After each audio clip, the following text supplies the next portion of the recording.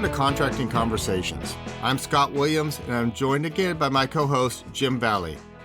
We're back with Kelly Kernan, DAU's cybersecurity expert, as we continue our podcast series with our third segment. And if you haven't had a chance to listen to parts 1 and 2, I suggest you do so. They are packed with loads of excellent information, and we've had quite the cybersecurity primer here with the past 2 podcasts. We talked the DoD data being protected, the FAR, the DFARs, and what contracting teams can do with the tools they have at their disposal. So, Kelly, we're excited to hear what 2025 has in store for contracting teams and cybersecurity, and welcome back for part 3. Thanks, Scott. I'm so glad to be back with you and Jim. Let's put a bow on this discussion. I'd like to leave the contracting community with a plan for 2025. So, Kelly, before you delve further into today's topic of cybersecurity, maybe you could give us a recap. Jim, I'd be happy to. We want to remember that cybersecurity is about protecting the confidentiality, accessibility, and integrity of DoD data and the networks that they're on.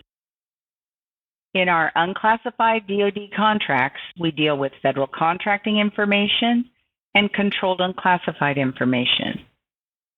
FCI has cybersecurity controls required by the FAR clause to prevent it from becoming public. CUI has cybersecurity controls required by several DFARS clauses to protect it. And CUI, which must be protected in the form of safeguarding or dissemination controls, is outlined as to what is required by the NIST standards. And NIST, again, is the National Institute of Standards and Technology. CUI must be marked as CUI and is often subject to dissemination controls. For example, there is controlled technical information being generated by research contractors, and we, the government, need to tell those contractors how to mark that CUI. All right, thanks for the update, Kelly. Yes, and Kelly, you mentioned the DoD IG reports last time. How do you see that developing in 2025? Well, Scott, we know that the Department of Defense Inspector General has said quite a bit about the protection of CUI present in contracts and their statements that contracting officers should use their authority to see that cybersecurity controls are verified. And so, contracting teams have no choice other than to have a cybersecurity subject matter expert on their contracting team, and then inquire vigorously about how cybersecurity controls have been implemented and how the cybersecurity controls of those subcontractors who are provided CUI or who generate CUI will be verified. DAU can help you with that conversation. We know that the Supplier Performance Risk System, or SPRS scores, which are defined by the DFARS clause as a self-assessment with no qualification on who can complete the self-assessment, we know from DCMA that those SPRS scores are not a reliable measure of the ability of a contractor or subcontractor to provide adequate protection for DoD CUI. We will provide links to these reports. Thanks, Kelly. So talk to us more about the assessments done by the Defense Contract Management Agency, known as DCMA. Sure, Jim. DCMA has a group called the Defense Industrial Base Cybersecurity Assessment Center, or the DCMA DIBCAC, and they have long conducted the high assessments called out in the DFARS 252, 204, 7019, and 7020. And they are very active in qualifying assessors for the upcoming implementation of the DoD CIO CMMC program.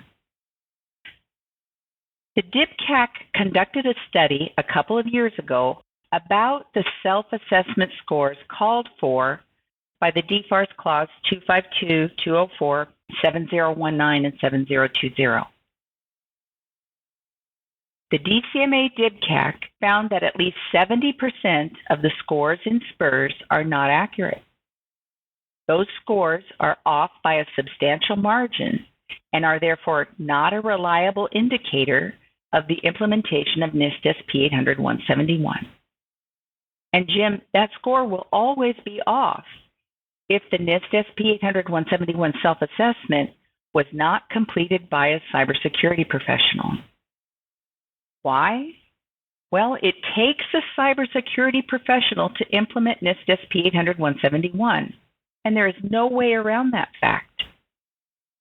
That NIST standard is a complicated, sophisticated, comprehensive standard which has 110 intertwined cybersecurity controls, each of which requires a high-fidelity documentation set, which includes cybersecurity artifacts as objective proof that cybersecurity controls are active and being monitored.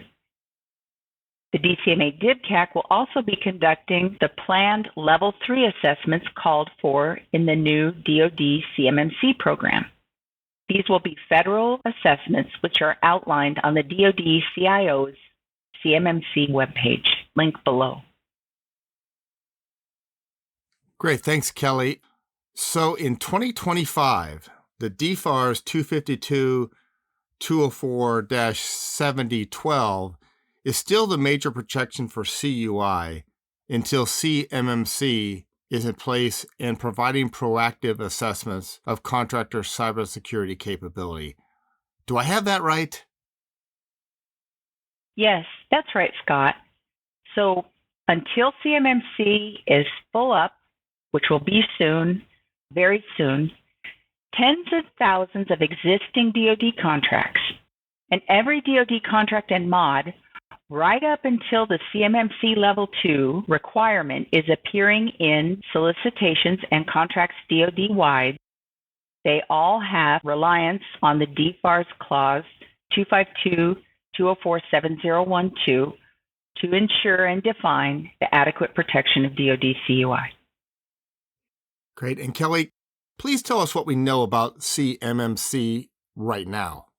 So, Scott, it's a good news story. The CMMC program was released as a final rule in October of 2024. You can find it on the DoD CIO's CMMC webpage and in the Federal Register. It is a program which defines a series of self-inspections, third-party assessments, and DCMA DIBCAC assessments to certify prior to contracting that the contractor's cybersecurity capabilities for the data that it needs to protect are in place. That's the program. So, Kelly, what you're saying is like the CMMC DFARS clause that we're expecting should be coming out in summer 2025, correct? Yes, that's correct. The CMMC DFARS clause will come in the summer of 2025. It has been thoroughly planned and anticipated. It will define roles, responsibilities. It will define those for contracting officers, contracting teams, and PMs. PMs have a big role in the new DoD CMMC program. The implementation timeline starts with the new DFARS and will be completed in approximately 3 years and will apply to new DoD contracting vehicles. Okay, great. Thanks, Kelly. So I kind of go on another, peel the onion back a little bit, is I hear a lot about supply chain risk management. Is that going to take off also in 2025? Jim, yes. There are DFARS clauses for supply chain risk management now, and they are being more widely adopted, and you will see them in more and more DoD contracts. You know, Jim, we're going to cover this topic in depth on December 12th. There is a DAU Cyber Solutions webinar that's going to be a primer on the supply chain risk management and how it applies to DoD contract requirements. I'm sure you know, and we would all agree, that protecting the vital DoD supply chain is the topic of many executive orders and guidance documents that we already have and have a responsibility to implement. Thanks, Kelly. So I also just read that a new FAR clause is coming about CUI. That's right, Jim. This month, in November of 2024, we our CUI rule. That's what it's being called, the FAR CUI rule. This new FAR clause will call for the implementation of NIST SP 800-171 for the protection of all federal CUI. At least that's what we think it's going to say. We'll read it all together here somewhere in November 2024. And again, NIST stands for the National Institute of Standards and Technology. And this new FAR CUI rule, it should align federal processes to make it easier for all of us to correctly identify and protect CUI in the federal government. Kelly, this has been fantastic, but before we leave you today, where can a contracting team get training on cybersecurity in contracts? Scott, DAU has the contracting team and other acquisition teams' backs and has been creating training to help you navigate contract cybersecurity. As I mentioned, project managers will have a large role in the new DoD CMMC program. Please check out our offerings and our DAU Cyber Solutions webinars, which are all open to the public and can be found at dau.edu/events. And call on DAU if your DoD team would like a specific briefing on a cybersecurity topic. It's part of our mission, and we call it Mission Assistance. DAU has many cybersecurity courses for the federal acquisition workforce, and again, those public webinars. We have webinars on topics such as protecting controlled and classified information, which you'll see in January, where to begin with NIST SP 800-171, which you'll see in November, DoD cyber incident reporting, which was recorded in October, and what compliance with the FAR 5220421 looks like for cyber and contracting teams.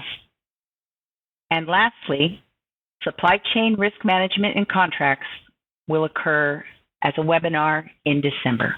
All webinars are either recorded and available to you or coming up soon.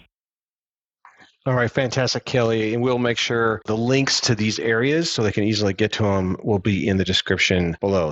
So thank you again. This wraps up our third podcast on cybersecurity. Until next time, maybe next summer, right? Sure. I'd love to come back just as soon as that CMMC DFARS is in place, and we'll go through it, every jot and tittle, and make sure that there are no questions. So for all the listeners out there, as I said, this is a series of 3. So if this is your first one you've heard, maybe you go back to episode 1 and 2 and listen to those to get up to speed on cybersecurity on contracts. You know, as I said, hopefully Kelly will be able to come back next summer when the DFARS clause on CMMC becomes a final rule in the Federal Register. And so we're looking forward to that. So if you haven't already done so, please, if you like our content, smash the like button and sign up, subscribe at DAU Media, Apple Podcasts, and YouTube. And we look forward to having future contracting conversations with you.